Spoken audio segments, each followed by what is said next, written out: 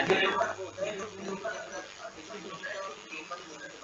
बिल्कुल सही, ऐसा बोल सकते हैं, ठीक है ना।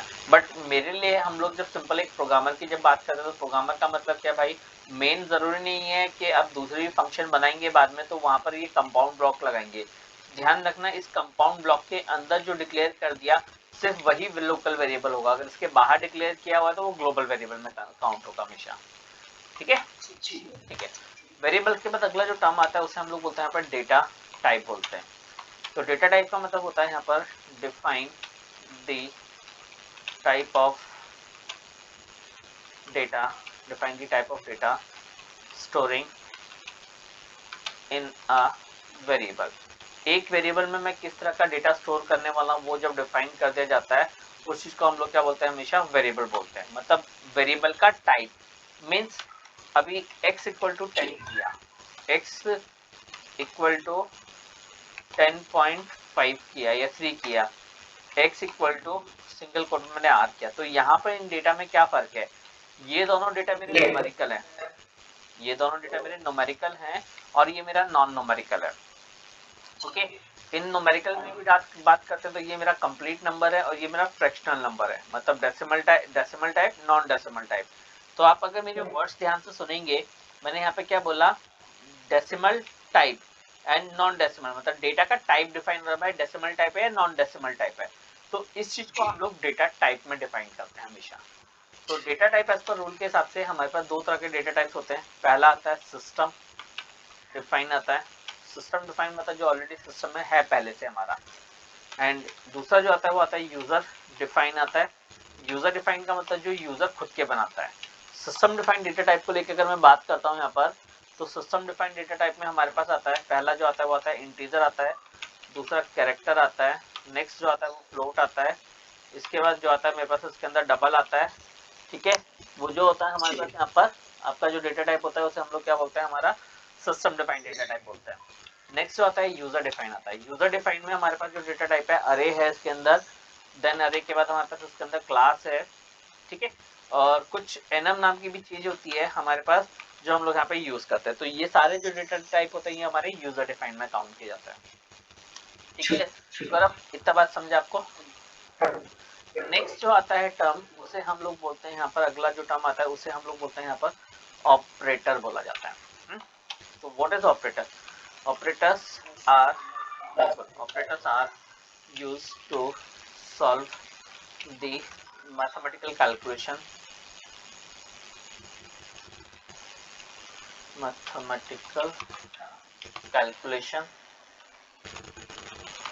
and logical expression। जो मुझे कुछ कैलकुलेशन परफॉर्म करेगा या कोई एक्सप्रेशन को सॉल्व करेगा वो चीज को हम लोग क्या बोलते हैं, हमेशा यहाँ पर ऑपरेटर बोलते हैं। ऑपरेटर मतलब कैलकुलेशन हो सकता है, लाइक 4+5 हो गया, 5 इज ग्रेटर देन 4 हो गया, मतलब यहाँ पे कुछ ना कुछ कंपैरिजन हो रहा है, यहाँ पे कुछ कैलकुलेशन परफॉर्म हो रहा है, तो ये जो काम कर रहा है ये हमारा ऑपरेटर कर रहा है यहाँ पर, ठीक है। तो ये चीज को हम लोग क्या बोलते हैं यहाँ पर, हमारा ऑपरेटर बोलते हैं। ऑपरेटर एज पर रूल के हिसाब से देखा जाए तो हमारे पास दो तरह का हमारे पास ऑपरेटर होता है। पहला जो ऑपरेटर आता है हमारा, इसमें आता है बाइनरी ऑपरेटर। बाइनरी ऑपरेटर को लेकर अगर मैं बात करता हूँ यहाँ पर, तो बाइनरी ऑपरेटर में पहला आता है हमारे पास अर्थमेटिक ऑपरेटर। अर्थमेटिक में आता है plus, minus, multiply, divide and modulus. ये सारे मेरे बाइनरी ऑपरेटर के पहले अर्थमेटिकल पार्ट हैं। इसके बाद जो आता है हमारा वो आता है हमारा असाइनमेंट ऑपरेटर आता है। असाइनमेंट ऑपरेटर में आता है plus equal to, minus equal to, multiply equal to, divide equal to and modulus equal to. These all are your arithmetic assignment operator। Next जो आता है इसके अंदर हमारे पास अगला जो आता है उसे हम लोग बोलते हैं यहाँ पर relational operator. Relational operator, relational operator also called the comparison operator. इसको हम लोग क्या बोलते हैं, हमेशा कंपैरिजन ऑपरेटर भी बोलते हैं। तो कंपैरिजन ऑपरेटर में जो आता है हमारे पास, कंपैरिजन ऑपरेटर में जो आता है हमारे पास कौन कौन सा ऑपरेटर, ग्रेटर देन है, लेस देन है, ग्रेटर देन इक्वल टू है, लेस देन इक्वल टू है, नॉट इक्वल टू है और इक्वल टू है। These all are the या रिलेशनल ऑपरेटर, या फिर आप इसको कंपैरिजन ऑपरेटर भी बोल सकते हैं।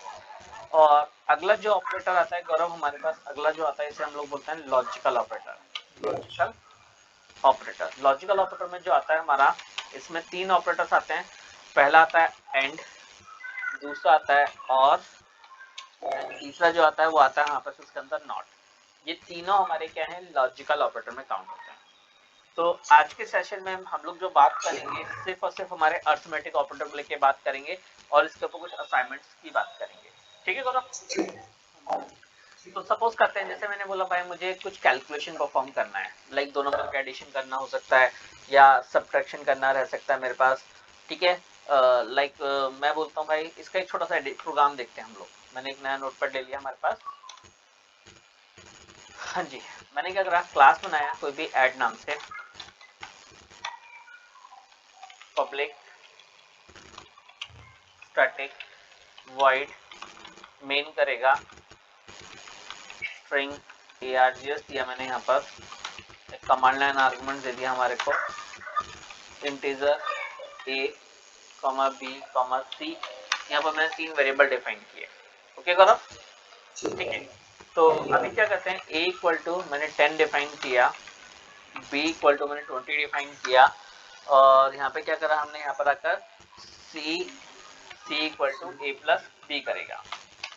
Now here we can print system dot out dot print करेगा, क्या प्रिंट करेगा, मुझे c को प्रिंट करेगा। अब गौरव इसमें एक इंपॉर्टेंट चीज ध्यान रखने वाली बात क्या है, जो ये मेरा प्लस ऑपरेटर होता है, ये जो प्लस ऑपरेटर है इसका एक्चुअली 2 तरीके से काम करते हैं। एक तो हम लोग अर्थमेटिक ऑपरेटर के हिसाब से काम करते हैं और एक इसको कॉनकैटेनेशन ऑपरेटर के हिसाब से काम करते हैं। पहले मैं बात कर रहा हूँ अर्थमेटिक ऑपरेटर के हिसाब से। मेरा कंपाइलर, बिल्कुल अभी मेरा यहाँ पर क्या कर रहा है, ये मेरा कंपाइलर चल रहा है। तो सी ड्राइव यूजर टेक्सन 2 के नाम से मेरा सिस्टम चल रहा है। सी ड्राइव फाइल को सेव किया, सी ड्राइव यूजर्स उसके अंदर टेक्सन 2 के नाम से फाइल को सेव करके मैंने एड डॉट जावा के नाम से फाइल को सेव किया। Javac Ed dot Java, Ed dot Java run करना है, Java Ed. Now you can see here, अभी मेरा जो आउटपुट आया है यहाँ पर, मेरा आउटपुट आ गया कुछ 30 मेरे पास यहाँ पर मेरा आउटपुट आ चुका है। ओके, अब एक इम्पॉर्टेंट चीज ये है कि इस प्रोग्राम को मैं जितनी बार भी चलाऊंगा ना, ये सिर्फ मुझे एक ही आंसर देगा। तो अब मेरा रिक्वायरमेंट कुछ ऐसा है कि जो डेटा है ना वो मुझे यूजर से इनपुट कराना है। तो first of all you can take a screenshot of this program और you can note down if you want.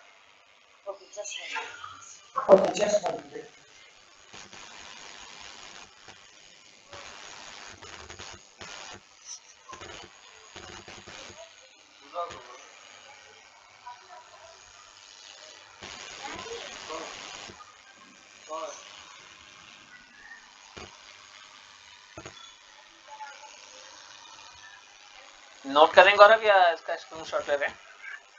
Screenshot. Okay, screenshot.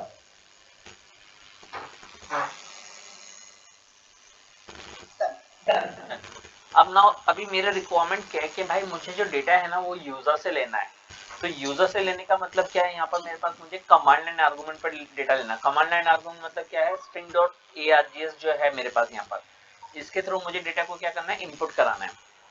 तो अब एक चीज होती है मेरे पास, जो args होता है ये मेरा क्या है, पहली बात तो अरे टाइप का, आप देखोगे तो लास्ट में मेरे को स्क्वायर ब्रैकेट डाला हुआ है यहाँ पर। ओके, तो इसको क्या करेंगे हम लोग, एक बार क्या बोल रहे हैं, अभी जो आपने बोला, हाँ देखिए यहाँ पे मेरा ये स्क्वायर ब्रैकेट लगा हुआ है ना, तो स्क्वायर ब्रैकेट का मतलब क्या है, ये बेसिकली कलेक्शन स्टोर करता है, मतलब बहुत सारी डिफरेंट डेटा को स्टोर कर सकता है ये मेरा। ठीक है, तो उस चीज को हम लोग अरे बोलते हैं, जो बहुत सारे डेटा को होल्ड करता है। तो फिलहाल जो डेटा हम लोग स्टोर कर रहे हैं, इसके कौन सी पोजीशन पर स्टोर कर रहे हैं, पहली पोजीशन मतलब 0 की पोजीशन पे डेटा स्टोर कर रहे हैं। नेक्स्ट जो डेटा है वो फर्स्ट पोजीशन पे जाके स्टोर होगा। अब एक इंपॉर्टेंट चीज ध्यान रखने की बात यहाँ पर क्या आती है, जब भी हम लोग ये स्क्वायर ब्रैकेट देते हैं तो इसका जो मेमोरी हमेशा बनता है ना वो 0 इंडेक्स पोजीशन से बनता है। तो इसमें जो मेरा पहला डेटा स्टोर हो रहा है वो कौन सी पोजीशन पे स्टोर हो रहा है, मेरा 0 की पोजीशन पे जाके मेरा डेटा स्टोर हो रहा है हमारा। एंड 0 के बाद नेक्स्ट जो हमारा डेटा स्टोर होगा वो फर्स्ट पोजीशन पे जाके स्टोर होगा।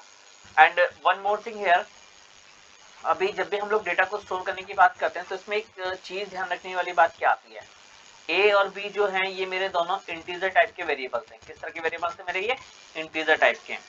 और जो ये जो ARGS मेरा जो डेटा टाइप है it's your string type data type. अब देखेंगे ध्यान से, ये मेरा स्ट्रिंग टाइप डेटा टाइप है। तो अब इस स्ट्रिंग को मुझे न्यूमेरिकल में कन्वर्ट करना है, मतलब स्ट्रिंग को मुझे इंटीजर में कन्वर्ट करना है। तो now here a concept is called the type casting. Type casting, type casting का मतलब क्या है, convert a data into another data type. जब मैं एक डेटा टाइप को किसी दूसरे डेटा टाइप में कन्वर्ट करता हूं तो उस चीज को हम लोग क्या बोलते हैं, हमेशा टाइप कास्टिंग बोलते हैं। ठीक है,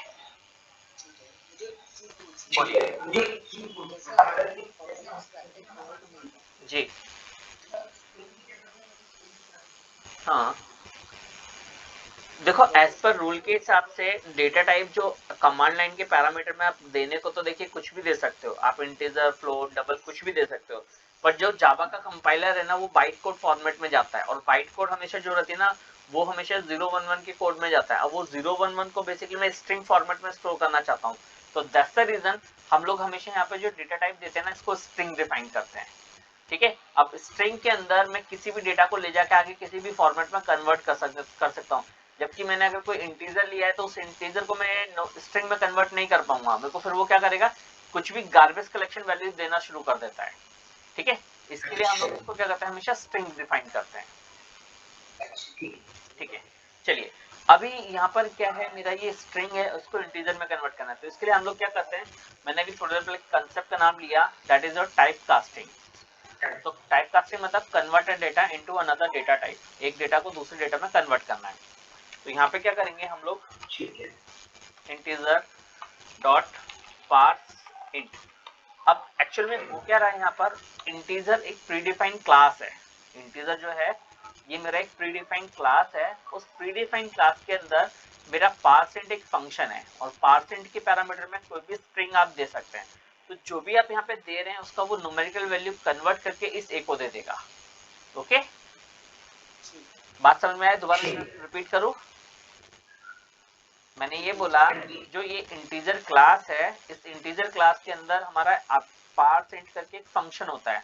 इस फंक्शन के पैरामीटर्स में, पैरामीटर मतलब ये जो फंक्शन मैंने ARGS दिया हुआ है ये स्ट्रिंग टाइप की पैरामीटर भेजी हुई है, और इस स्ट्रिंग में जो भी कुछ है उसको न्यूमेरिकल में कन्वर्ट करके ए को दे देगा ये हमेशा। Got it? ठीक है, नेक्स्ट अब मैंने इसको इंटीजर में कन्वर्ट किया, and after that I am giving here this, save करते हैं फाइल को। नाउ जावा सी, अब इस कोड को चलाऊंगा ना तो मुझे ये एक एरर फेंक देगा। आप देखिए जैसे प्रोग्राम को रन किया तो इसने बोला exception is in thread main Java lang dot array index of bound exception. उसका रीजन क्या है, क्योंकि मैंने डेटा क्या बोला है, रन टाइम बोला है, कमांड लाइन पर बोला हुआ है। आप इसको जब भी रन करेंगे तभी वो टाइम पे आपको उसको वैल्यू देना रहेगा, तभी वो हमारा एग्जीक्यूशन आउटपुट देगा हमारे पास। ठीक है गौरव, ये बात समझ में आया या नहीं आया? क्या था, हमने इसको बोला था कि भाई जो डेटा है ना वो मेरे को स्ट्रिंग टाइप के पैरामीटर में भेजना था। अब मैंने उसके अंदर वैल्यू नहीं भेजा, यहाँ पर जब मैं कंपाइल रन कर रहा हूँ तब उसको वैल्यू नहीं मिला, तो उसने मुझे एरर दे दिया कि भाई उसको अरे इंडेक्स आफ्टर बाउंड का एक्सेप्शन है, मतलब उसको अरे में डेटा नहीं मिल रहा है। ठीक है ना, तो दैट्स द रीजन हम लोग को ये वैल्यू देना कंपल्सरी होता है जब हम लोग ये मेथड को यहाँ पे यूज करते हैं। करेक्ट? ठीक है, तो अब इंपॉर्टेंट चीज क्या आती है मेरे पास, मैंने इसको क्या बोला, आंसर इज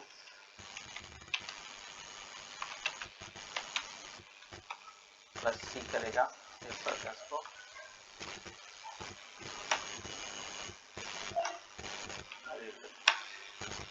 तो अभी आप देखेंगे मैंने आंसर लिखा था, तो वही आंसर मेरे पास यहाँ पर उसने कॉन्कार्डिनेशन करके प्लस के साइन के स्ट्रिंग प्लस वैल्यू को ज्वाइन करके मैंने यहाँ पर डिस्प्ले किया। ठीक है गौरव, इतना बात समझा, इतना नोट करना है।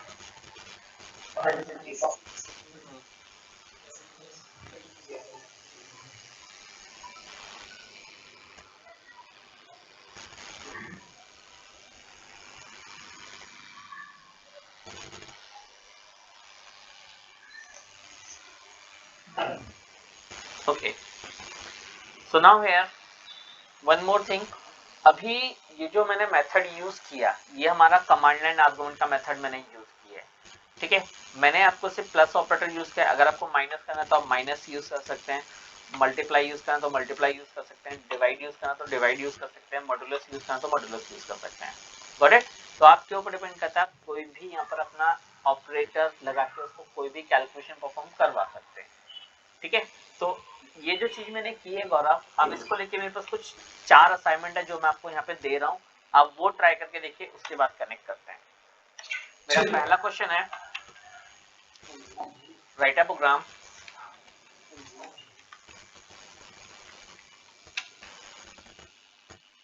Find out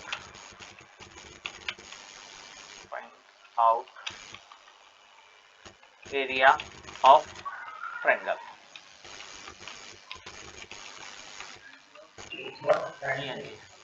area of triangle का फॉर्मूला क्या होता है?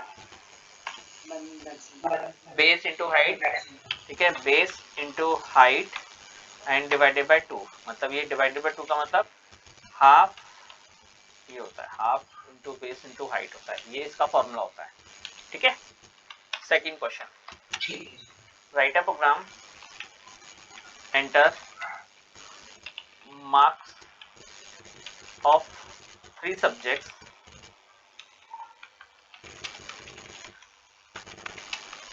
calculate total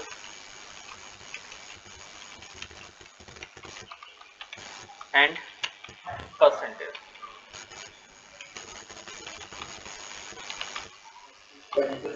मतलब 3 सब्जेक्ट के मार्क्स लूंगा, उसका टोटल निकालेगा और उसका परसेंटेज निकालेगा। And my third question is you will try solve the a plus b whole square. a plus b के अंदर जो भी मैं नंबर डालूंगा, तो इसमें हमारे पास एक फॉर्मूला होता है a plus b whole square, ठीक है। तो इसको सॉल्व करना है 2 वैल्यूज के लिए। जो a और b का नंबर डालूंगा, वैल्यू जो डालूंगा, वो वैल्यू इस फॉर्मूले को सॉल्व करके मुझे आंसर देगा, ठीक है। कोई नहीं, मैं हूं, आप डोंट वरी, आप उससे बेफिक्र रहो। पहले क्वेश्चंस ट्राई कीजिए, देखिए होते क्या, ठीक है। और 10 मिनट वापस कनेक्ट करता हूं, पहले देखिए होता है क्या आपके क्वेश्चन, ठीक है ना। नहीं, लीव कीजिए, वापस जैसे हो जाते मेरे को एक बार बोलिए, ठीक है ना। साथ के साथ मैं इसका वीडियो भी आपको शेयर कर रहा हूँ, ठीक है।